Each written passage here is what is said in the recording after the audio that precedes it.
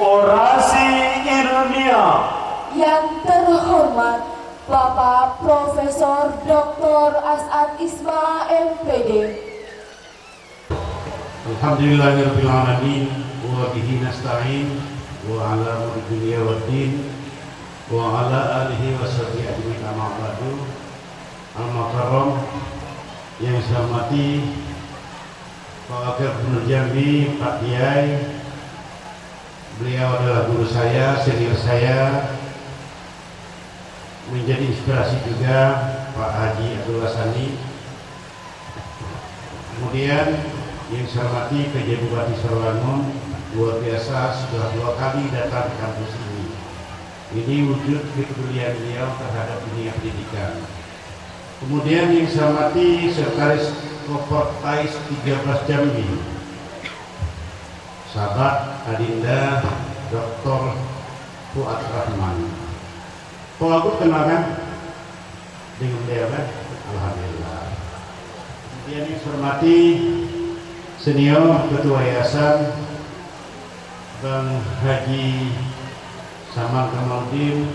Saya ini kalau balik ke Sarawangun harus permisi dengan beliau karena ada keromahnya. Kalau tidak permisi Bang kualat. Kemudian Ketua Darul Ulum sahabat Adinda Dr. Mordi beserta jajaran anggota Senat. Kemudian yang saya hormati para kepala dinas yang hadir di sini, para sahabat Kemenko Pendidikan, kemudian asisten 1, walaupun rambut putih tapi tetap awet muda beliau. Kemudian ini semangat selalu ketemu. Dulu kita 20 tahun lalu sering bersama, ternyata sampai sekarang masih sedar beliau ya. Kemudian Kemenag Bupati Sarawangun yang hadir juga sebagai Ketua NU beliau nih, Ketua NU PCNU Bupati Sarawangun.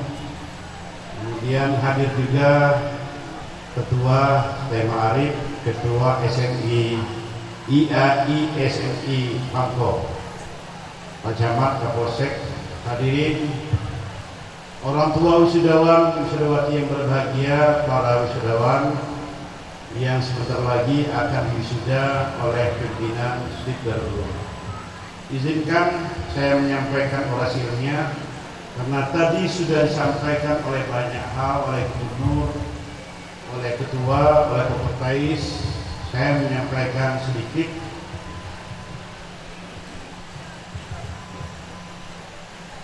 Judulnya Melayu, Sumber Daya Manusia dan Perguruan Tinggi. Itu judul orasi. Dalam tulisannya mantan Perdana Menteri Malaysia Dr. Mahathir Mohamad menyinggung tentang the Malay of Dilemma, dilema orang Melayu. Banyak antropolog mengatakan bahwa orang Melayu itu adalah pemalas. Siapa Melayu itu? Ya kita, orang Tanjung, orang Dusunala, orang Selangor, orang Sumedang, orang Jambi, orang Palembang, orang Riau, orang Pontianak. Itu adalah etnik yang masuk dalam kategori Melayu, termasuk Malaysia, sebagian Singapura. Jadi Mahathir menyinggung karena meminjam istilah para antropolog dari Amerika, Malay of Dilemma. Orang Melayu itu malas. Orang Melayu itu pemalas. Tapi sebenarnya kalau kita lihat fakta di lapangan, apa yang disampaikan oleh Mahathir Mohamad itu dalam rangka menjadi pemicu supaya ada kebangkitan kembali etnik Melayu dalam kehidupan sosial masyarakat. Karena faktanya Melayu itu 1200 tahun yang lalu, terutama Melayu Jambi, itu sudah dikenal dunia. Di Muara Jambi, di Jambi itu sudah ada universitas tertua di dunia, namanya Universitas Nalanda. Itu yang di Muara Jambi. Bayangkan di Muara Jambi dari berbagai penjuru dunia orang sudah belajar di Universitas Nalanda, terutama orang-orang biksu, orang-orang Hindu belajar di Muara Jambi. Itulah monumental. Sebenarnya Melayu itu dari 1000 tahun yang lalu sudah menjadi pusat peradaban. Kenapa di sana dibangun universitas? Berarti sebuah universitas dibangun di kawasan itu SDM-nya sudah unggul. Teori ini yang dikatakan Mahathir itu terbantah secara historis. Sejarah sudah membantah. Tapi memang dalam perjalanan kita ingat para orang tua dulu mengatakan ada intervensi penjajah, ada faktor sumber daya alam yang kaya yang didiami atau ditinggali oleh orang-orang lain. Karena kekayaan sumber daya alam, daya juang kita menjadi lemah. Intervensi penjajah itu diantaranya zaman kupon lah. Dulu kan penjajah Jepang itu supaya gampang menguasai kita diberilah kupon. Jadi karena kupon itu orang jadi malas bekerja. Karena kupon itu energi dan juang orang menjadi turun. Kenapa biaya kita mencari? Karena kita sudah punya kupon yang diberikan oleh tentara Jepang. Kupon itu sebagai intervensi agar daya juang orang-orang Melayu menjadi lemah, terutama dalam konteks perlawanan terhadap para penjajah. Kemudian fakta selanjutnya yang dikatakan Melayu itu mas, tidak semuanya. Buktinya banyak. Menurut atas seorang pemikir Malaysia, tesis mengatakan Melayu malas itu tidak semuanya benar. Banyak pemikir, banyak usahawan, banyak orang kaya, banyak politisi justru lahir dari kalangan Melayu. Saya dulu punya harapan, ini cerita kenapa sampai lompat di situ. Selesai.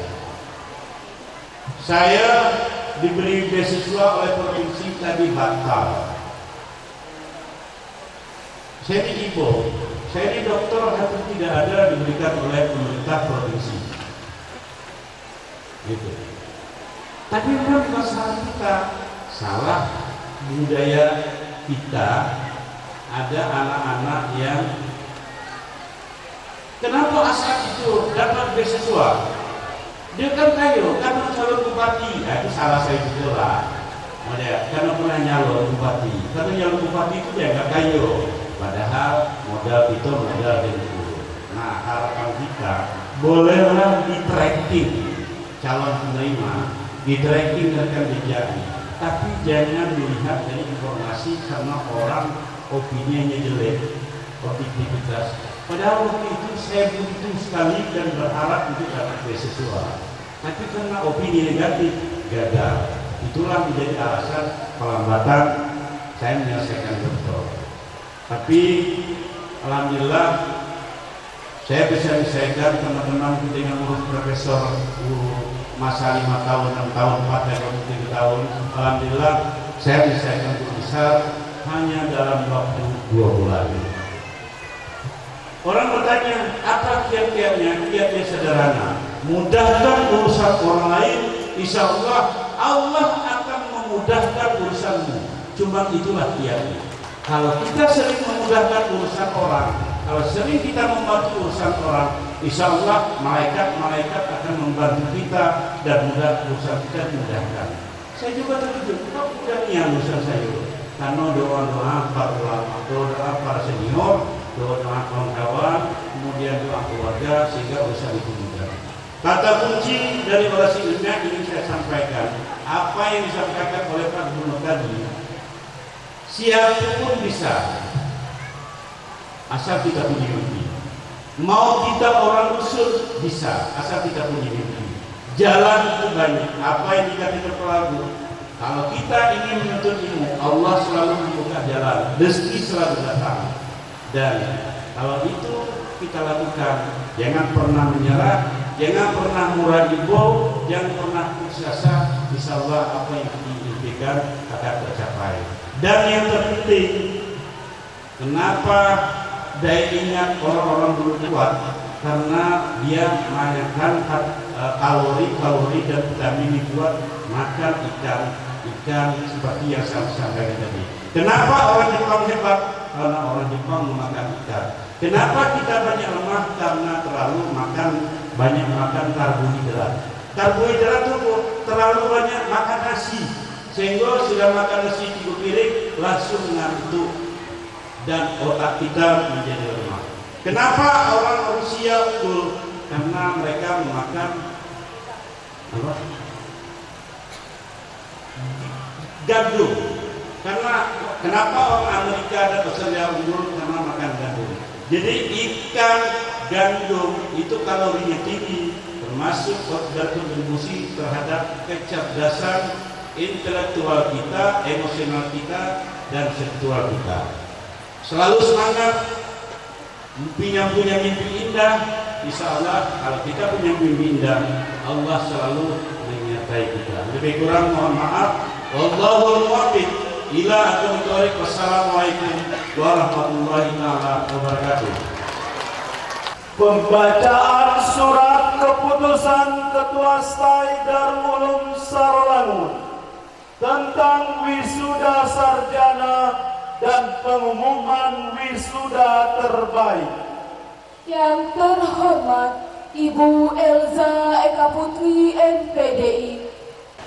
Surat keputusan Ketua Sekolah Tinggi Agama Islam Darul Ulum Sarolangun nomor 1309/SK/STAI/10/2022 tentang lulusan sarjana strata 1 angkatan 12 Sekolah Tinggi Agama Islam Darul Ulum Sarolangun tahun akademik 2021-2022.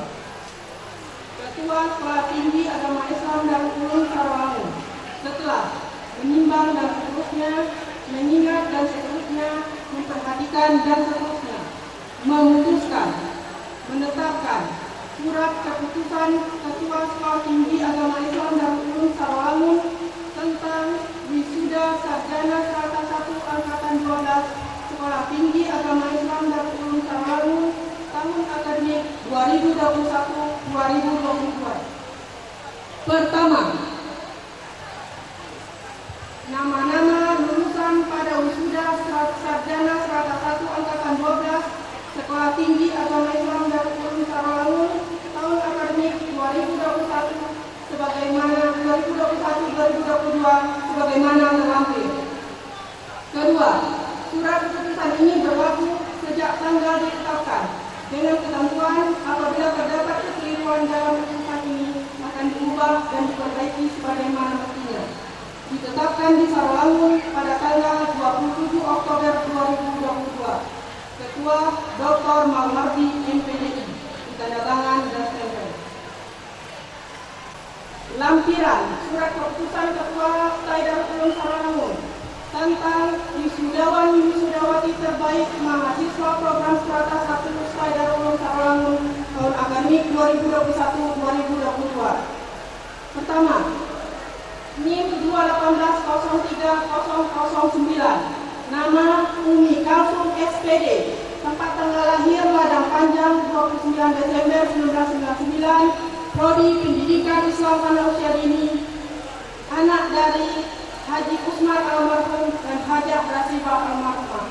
IPK 3,94, Yudisium Pujian, alamat Desa Ladang Panjang, Kecamatan Sarolangun, Kabupaten Sarolangun.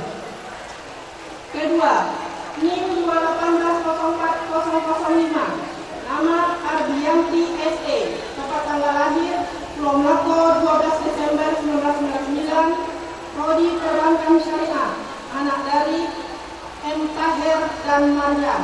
IPK 93,94, Yudisium Pujian, alamat Desa Pulau Melako, Kecamatan Batilapan, Kabupaten Sarolangun. 3. NIM 218050016, nama Nur Azizah FC, tempat tanggal lahir Penarung 11 Maret 2000, Prodi Psikologi Islam, nama orang tua Ayah Madiani dan Ibu Jawaria. IPK 3,92, Yudisium Pujian, alamat Desa Penarung, Kecamatan Batilapan, Kabupaten Sarolangun. 4. NIM 2180114, Nama Siti Nur Habibah SPD. Tempat tanggal lahir Muara Bungo 27 November 2001. Prodi Pendidikan Agama Islam. Ayah Yarisuni Ibu Mahmubah IPK 3,83, Yudisium Pujian, alamat Kelurahan Aur Gading, Kecamatan Sarangangun, Kabupaten Sarangangun. 5. NIM 2180211, nama M. Takin SPD. Tempat tanggal lahir PAUD 27 Juni 2000. Prodi Manajemen Pendidikan Islam.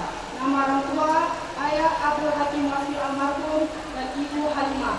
IPK 3,76, Yudisium Pujian, alamat Kelurahan PAUD, Kecamatan PAUD, Kabupaten Sarangangun.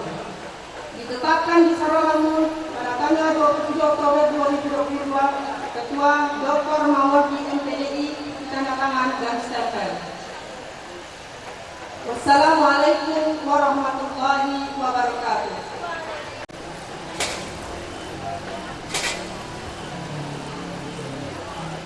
Wisuda Sarjana Bapak Koordinator Kompetais Wilayah 13 Jambi atau yang mewakili, dan Bapak Ketua Sekolah Tinggi Agama Islam Darul Ulum Sarolangun dipersilahkan mengambil tempat. Kami Sudawati Stai Darul Ulum Sarolangun Angkatan ke-12 tahun 2022 atas nama Umi Kalsum SPD, Program Studi Pendidikan Islam Anak Usia Dini, IPK 3,94, Yudisium Pujian. Arbianti SE, Program Studi Perbankan Syariah, IPK 3,94, Yudisium Pujian. Nur Azizah SPC, Program Studi Psikologi Islam, IPK 3,92, Yudisium Pujian. Siti Nur Habibah SPD, Program Studi Pendidikan Agama Islam, IPK 3,83, Yudisium Pujian. Muhammad Takin SPD, Program Studi Manajemen Pendidikan Islam, IPK 3,76, Yudisium Pujian. Bapak Koordinator Kompetais Wilayah 13 Jambi atau yang mewakili,